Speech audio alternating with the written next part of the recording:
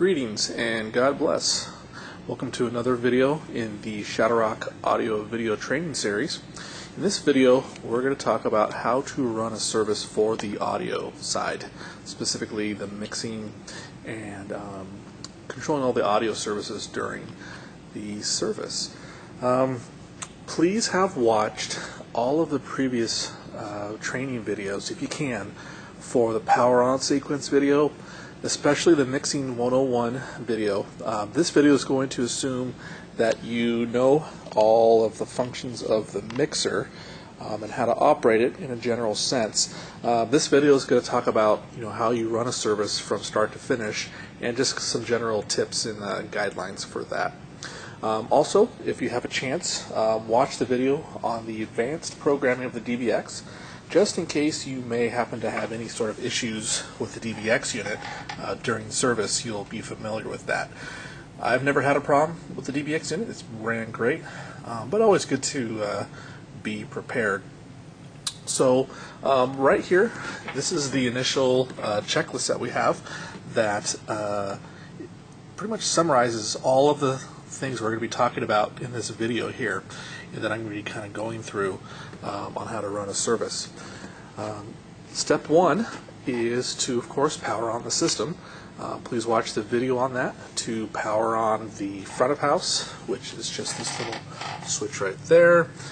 Powers on the wireless mic units, mixer, DBX, and then the front of house, which is the wall switch on the left-hand side up here on the wall, and then the 4 floor wedge monitors, and then the base unit in the back.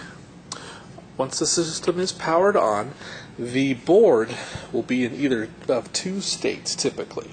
The state one, which is most typical, will be at the previous services settings. So all of the faders, gain level settings, EQ, monitor mixing will be at the previous services levels, which is usually a very good starting point. If it's at the previous service, that's a pretty good starting point for you to take it over with and then adjust it for the service that you are working on.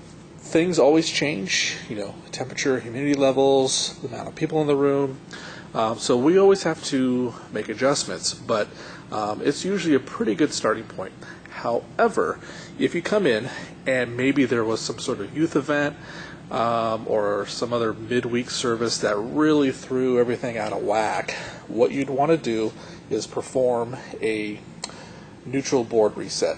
And please see the Mixing 101 video on that, what that means, and what you would have to do to kind of get that back to a neutral situation, where if you came in and everything was just sounding really bad, like, oh word, let me reset this back so I can start at a good baseline, you'd want to perform a neutral reset to get everything back, and then kind of regain and re-EQ the whole sound system from that neutral baseline. We are going to assume that that has been done in this video. We're going to assume that you came in and everything was reset back to neutral, which means all the gain is off, all the EQ is straight up and flat, all the aux sends, aux 1 through 4, for all the monitors are all off.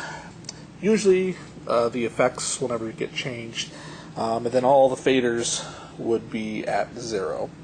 I'm not going to do that at the moment, but let's just assume that that's the situation when you came in.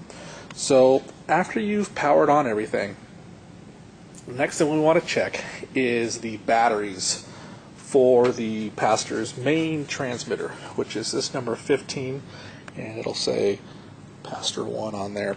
We always want to change the batteries in this guy every single Sunday, no matter what. The batteries are located in this top drawer right over here. There's the batteries, got 9 volts and AA's. These are all AA's. And we want to then check the wireless mics, and we want to see how many bars are on here.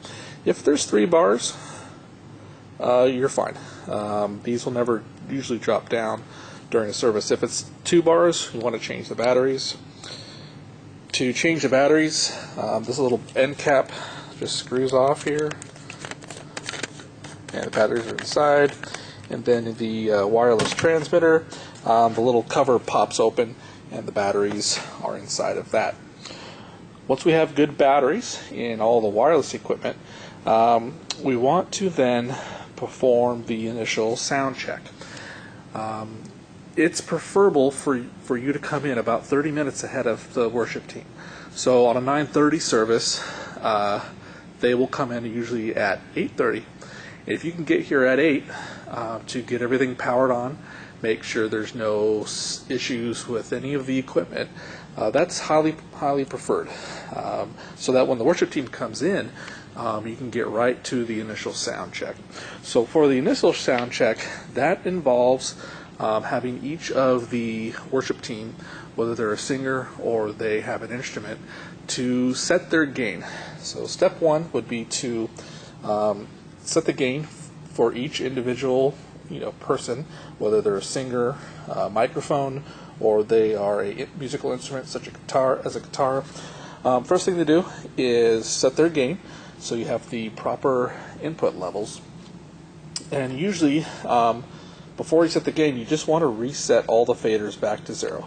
So we set all the faders to 0 for all the instruments that are in use.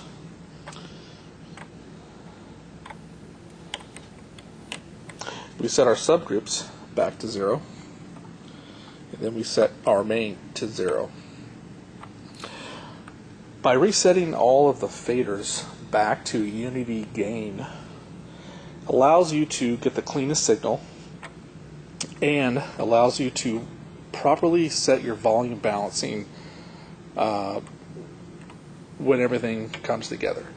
If all of these faders were at different levels or previously set as the previous positions, and then you go to regain everything, you won't have a good starting balance mix. What you want to do is you want to set all these to 0, subgroups and main, bring up each channel to the loudness that's desired for the particular room. Again, we don't want to go over 50% typically. The higher you raise the gain, the more noise floor you will amplify, and you'll increase the level of feedback. So once you have your gain set for each channel, things will then start to get a little bit loud with everything at 0. So at that point, you can lower the music down to -5 if you need to. You can lower the mains down. What I didn't mention was we're basing this off of a neutral board reset. So right now, all of the EQ would be flat, straight up and down. I should say straight up. All the monitors will be off. If you happen to come in when there's not a board reset, but it's a previous board was at the previous settings, you still want to set, I highly recommend setting all of the monitors off. Set all the monitors off.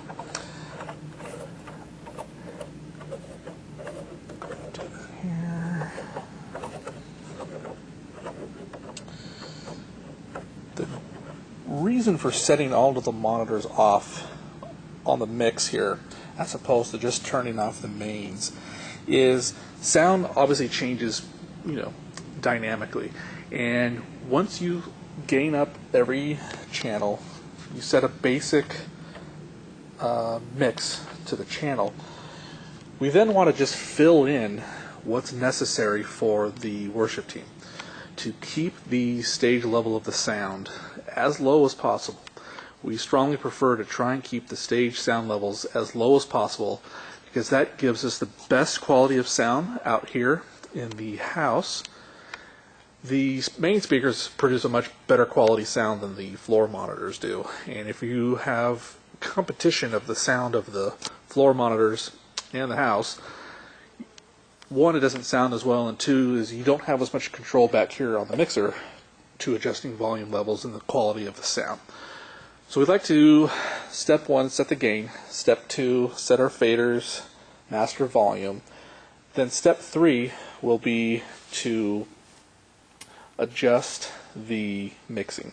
So as the worship team comes in, you'll set the gain, do a quick volume balance as necessary, and then they will start to practice their songs.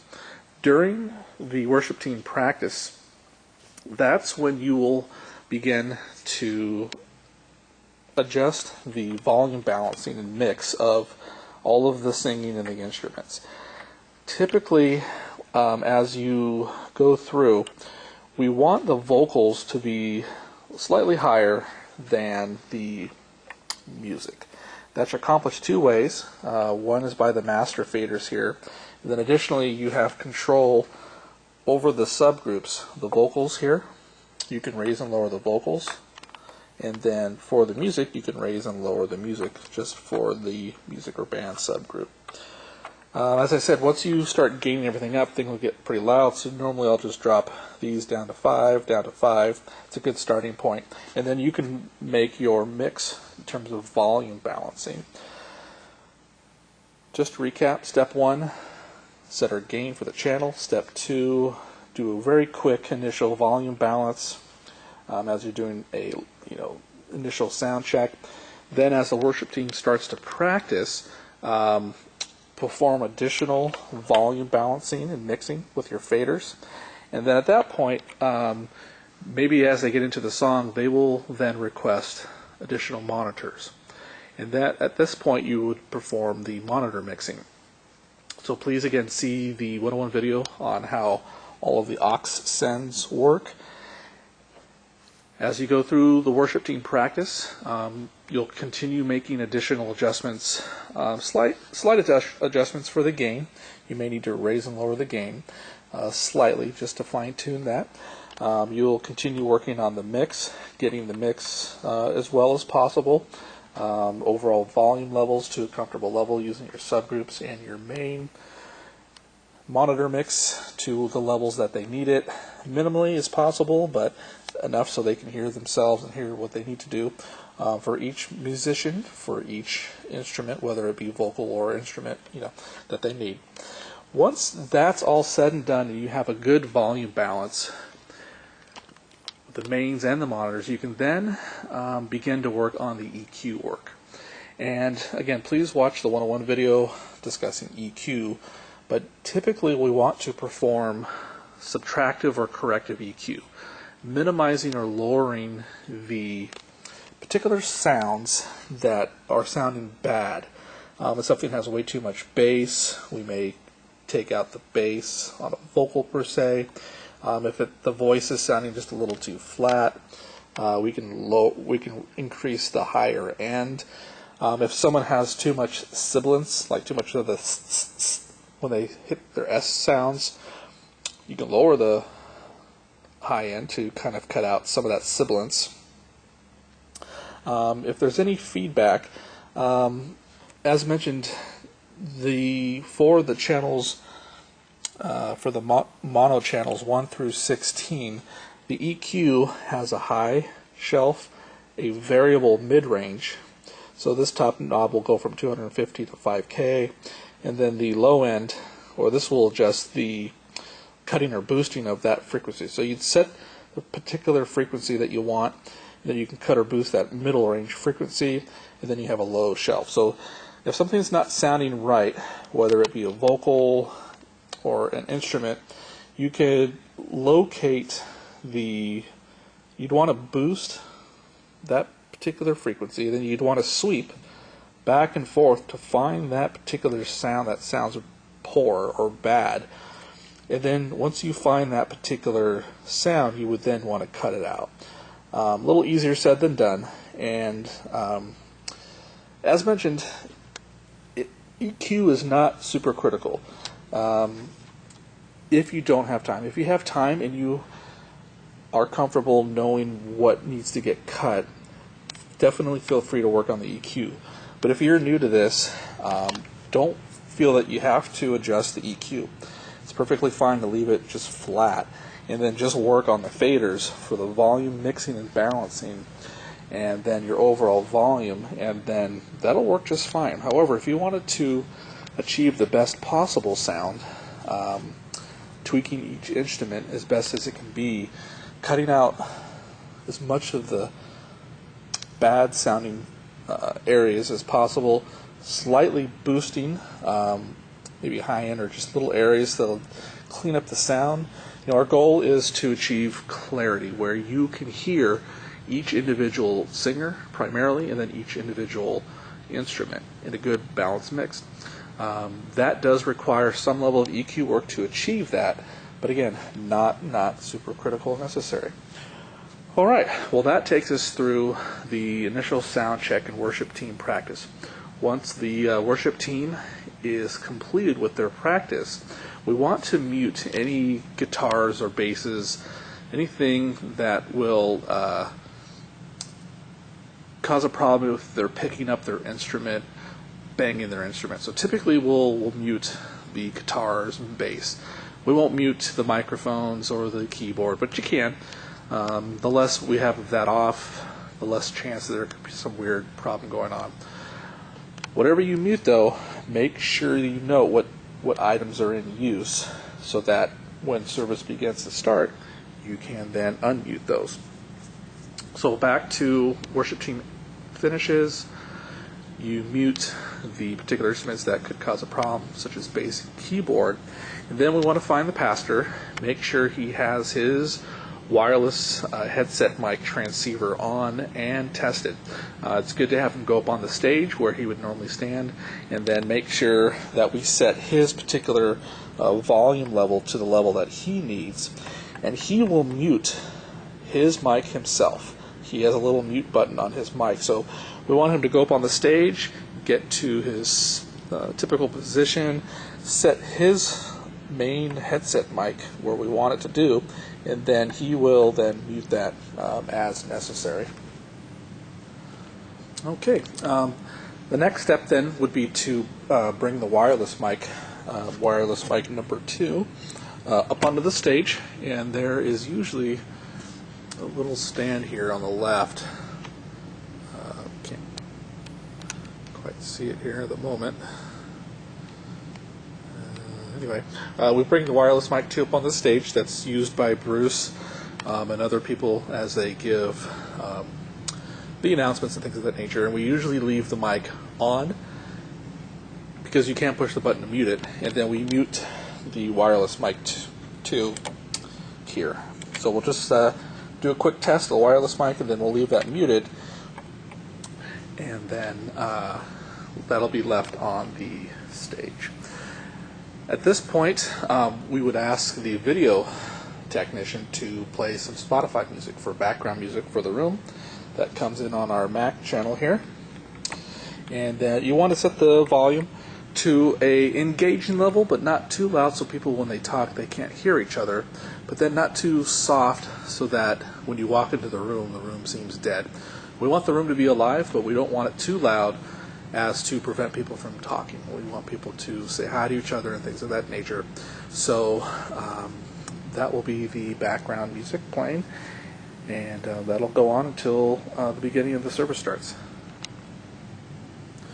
Okay, so it's highly recommended to be back here at the mixer at least 10 minutes before service starts. Could be more, but definitely don't want to be more than or less than 10 minutes. We want to be ready for the service to start. Any final checks, and make sure that there's no particular issues before service starts. What'll happen is right before service starts, the worship team will then take the stage, and you'll see them assemble, and then you'll want to be ready on the volume for the Mac. As they take the stage, they'll pick up their instruments. As they pick up their guitar and bass, once they're ready, they'll look back at you or give you a nod, or just make sure that they have their hand cupped over the fretboard or the strings. Then you can go ahead and unmute their particular instrument, and they will be ready to go. Worship team leader will give a quick announcement, and during this whole time, the effects, we want the effects off. While they're speaking and getting ready, of course, effects off, and then as the music starts, as the worship team takes the stage, you unmute their instruments. Before they start to give the announcement, we want to be lowering the Mac and then as the worship team begins to start, we'll have then cut the background music completely off, and then the worship leader will give his quick message, and then worship will start. As they start singing, we do want to turn the effects on, and we typically want to keep the effects pretty low, between 10 and 15. Not super noticeable, but a little bit to enhance the vocals. And we certainly don't want, once service starts, to be making any gain or any major gain adjustments. We want to try and keep that to a minimum, because when you make gain adjustments, it will affect the monitor levels. And that's something we generally want to try and avoid. We want to try and get the gain, get everything set as much as possible in the practice, and once service starts, we will just perform what is called active mixing, making slight adjustments to the mix on the faders here, and then mostly controlling the volume levels of the subgroups and the mains as the team goes on. You can make slight, noticeable, slight adjustments to the EQ if you know for certain that it will enhance that particular channel. But for the most part, we don't want to make any gain or EQ adjustments during the live performance, or just minimally as possible. We do, however, it's not a set it and forget it. We do, as the performance goes on per the different songs, the musicians will play louder and harder. They'll sing softer and louder, and as that goes on, you want to find,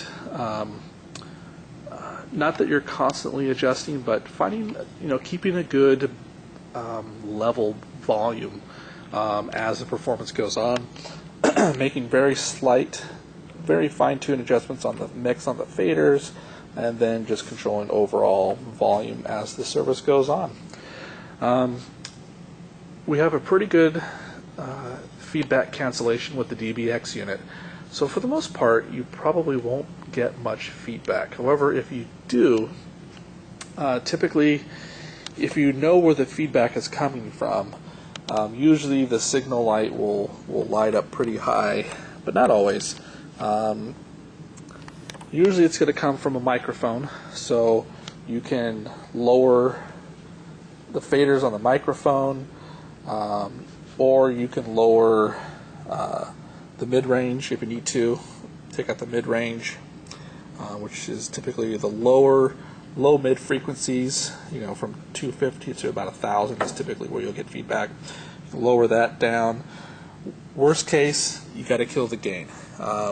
Most time feedback comes into the situation when it's picking up too much gain. If you happen to know where that feedback's coming from, you can start with the fader, see if you can lower it a little bit. If not, try and cut out the mid-range a little bit, or I should say the low-mid a little bit. Worst case, lower the gain, and then if you just can't get it, you're just going to have to kill that channel. But again, we don't have too much feedback, but that would be the kind of the order of feedback cancellation if you had to go through. Try and get the fader first, then try and notch out that particular frequency, low mid-range if you can, maybe high mid-range for a female vocalist, and then lower the gain. If that doesn't reduce it, you'll have to remove the channel. During the sound check, once you initially perform the gain, you set your initial volume levels, balance mixing, EQ work. You can then pick up the headphones here, which is what I like to do. So they usually will practice 3 songs, so that gives you plenty of time to kind of get this all set up during the initial sound check and worship team practice. But you can put the headphones on, and you can do a PFL solo listen on a particular channel, and you can listen to that each individual channel to see if you are getting any sort of feedback, noise, ground loop issues, and you can adjust. You want to make sure that when you are adjusting your gain, If you get too high of a gain, you're going to be picking up a lot of that noise floor and increasing feedback and increasing general buzzing. So you can solo the channel, listen to it, and kind of make sure that your gain is not too high on that particular channel. It's usually an issue with guitars, bass, where they don't have their output up enough. If you're having to turn the gain up too much and you're getting too much noise, make sure that the instrument is their output level is as high as they can be, so that the higher the gain, the higher the level from the stage, the less you have to boost it, the less noise you're going to get. But again, during those sound checks and even during the live performance, if you have a noise or a feedback or something that doesn't sound right, you can solo each channel to try and find where that is during the service. But we recommend that you don't leave the headphones on during the service. You want your ears to be hearing the main house mix and adjusting the main house mix as the service goes on. As the worship team sings their 3 songs, we perform active mixing. Then once they're finished, the pastor will go up. He will then have to unmute and remember to unmute his transmitter for his headset mic. And if he doesn't, jump up and down, wave your hand, try and get his attention, and then point to your hip to make sure that he turns that on. Of course, he'll start talking, he won't hear himself, and he'll remember, but certainly, us being in the back of the room here, we can certainly give hand signals and hand cues. The worship team will remain on the stage as the pastor goes up and gives his initial message. He'll give a welcome, and then he'll do a meet and greet, and at that point, the worship team will then continue playing music. They won't necessarily sing, but they will continue playing music. So you will still need to be, manning the board, as we say, making sure that that goes off without a hitch. And if for some reason the pastor doesn't mute his mic after he gives the meet and greet, you could, of course, mute it. Just be careful that anytime you mute something, you're aware of it, so that if you have to unmute it, you're good to go.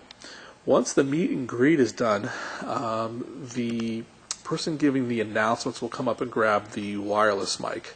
And at that point, you want to make sure that the wireless mic is unmuted at the time that they go to grab it. So they'll grab the wireless mic, leave it muted. As they then get it in their hand and they walk to the center of the stage, you then want to unmute it so that they are ready to talk. We should have tested the wireless mic levels during the initial sound check. However, it's recommended to keep this a little low so that when they start to talk, they don't, it's not too loud, and then you can kind of bring them up a little bit so they're not blasting the room when they go to talk.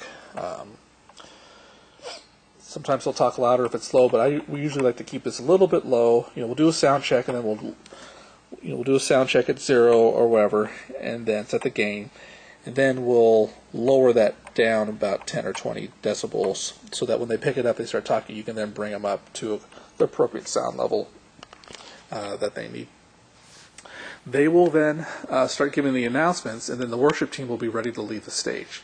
When that happens, you want to mute guitars, keyboards, bass first. That way, when the worship team leaves the stage and they put their instruments down, that there's no noise coming from the stage. You then also want to mute their microphones. So we mute instruments first, then mics, and then the worship team will leave the stage. The announcements will continue on, and then the service will start for the pastor's sermon. Okay, as the pastor takes the stage, before he starts his sermon, it's definitely a great idea to look over at the tech and make sure that he has started Audacity recording. We want to make sure that the computer is recording the sermon, and that volume level is controlled by this record here, which is usually always 12 o'clock straight up. Never really have to adjust that level, but it's always a good idea once the sermon starts with the pastor that we make sure the Audacity is recording the service. What I didn't mention is just before the pastor starts a sermon, we have a offering. And usually in the offering, there will be a video that will be played. Sometimes not. That changes quite frequently. Sometimes pastor will just start up during the offering, or there will be an offering video. Anytime that there's a video, the video tech will talk to you and get your attention to let you know that there's a video about to be played and that you want to be ready on the Mac volume to start that out. We don't want to just leave the Mac volume high so when the video starts it just blasts out, because you don't quite always know what level the video is recorded at in terms of how it plays from the Mac. So we don't want it to be completely off either so that you miss the initial of the video. So we usually have, whenever a video is played, we usually have this up a little bit, and then you can then quickly get it up to the right volume level that's needed for that particular video. Every video could have a different volume level, so it's good to not be off, to start out low and then kind of bring it up as the video plays, and then as the video completes you then want to bring this down off, just in case there's any sort of weird beeps or arbitrary noises with the Mac for whatever reason that doesn't get played out through the speaker. So once the video is done for the offering, we lower that. For the most part, there usually is one or two videos in every sermon. So during the sermon, again, whenever a video is coming up, the video technician will let you know, give you kind of a heads up, hey, video's coming up, get ready on the Mac, and then play the video, and then bring it down again through the sermon. At this point, the sermon is finishing up, and once the sermon is getting to its end point, the worship team will then retake the stage. Most of the time it's not the entire worship team, usually it's just the worship leader, maybe one or two others. But as they take the stage, notice who is going back on the stage, and then be ready to unmute their mics and instruments. Once they have their instruments in hand and are ready, you can then go ahead and unmute them, and usually the worship leader will start playing his guitar, her guitar, as you know, on a light volume level as the pastor finishes his super awesome sermon, and then usually we don't sing a song typically at the end of every service. It's just kind of how the flow goes, how the feel goes. Sometimes we will, have a repeat a song at the end, or sometimes not. Usually, the song that's played at the end is usually the last song of the initial worship. If not, poor Mr. Videotech over here, who'll probably be me, will be frantically searching through the song list to try and find the song. But just be ready to mix that last song. Again, you should have everything pretty much set. It's just a matter of volume balancing between the pastor and the worship team. The pastor, of course, goes right to the stereo bus, so you can lower the music and the worship team's vocals lower from the subgroups if you need them to be under the pastor. We want the pastor to always be ahead or above the worship team. Of course, balancing that volume, and then once the pastor mutes himself and the worship team plays their last song, you can then bring the subgroups back up to normal levels, and that will conclude the service.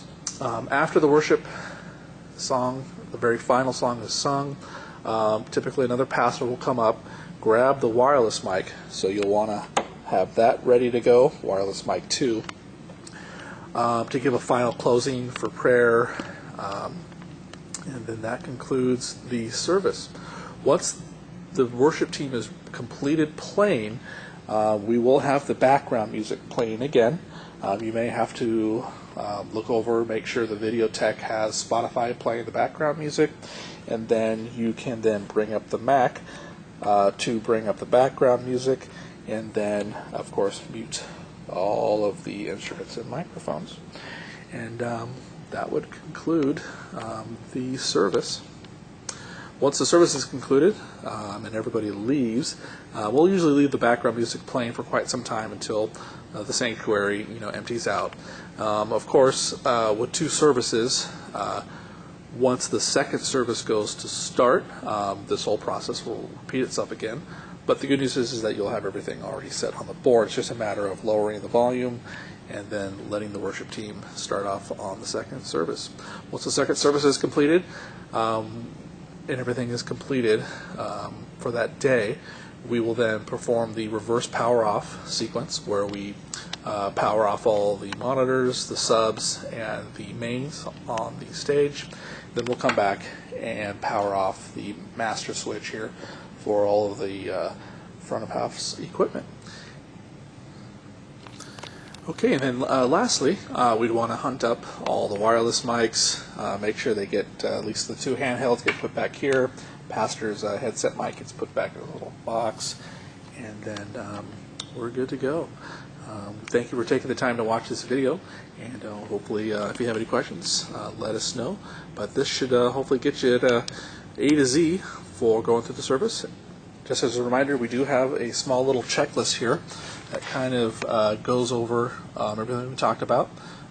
Initial power on sequence, checking the batteries, kind of becoming aware whether or not the board's in a neutral reset or in a previous position. Based on that, that will kind of affect how you gain and reset everything if you need to, or just kind of pick up from where it was at on previous, and then just rebalance what's already there. Some checks to perform before the service starts: background music, making sure the pastor's mic is good to go, wireless mics on the stage, being behind the mixer 10 minutes before each service.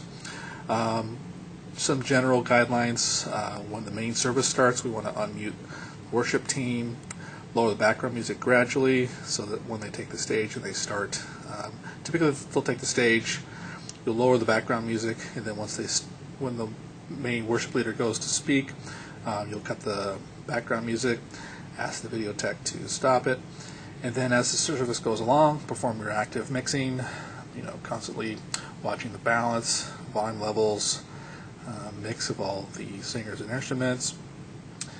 The muting process, when you want to mute, unmute as the service goes along, videos as they're played, and then once the service is done, muting everything and performing the system power down sequence and gathering all the wireless mics. Again, thanks for watching this video, and I hope you have a great time.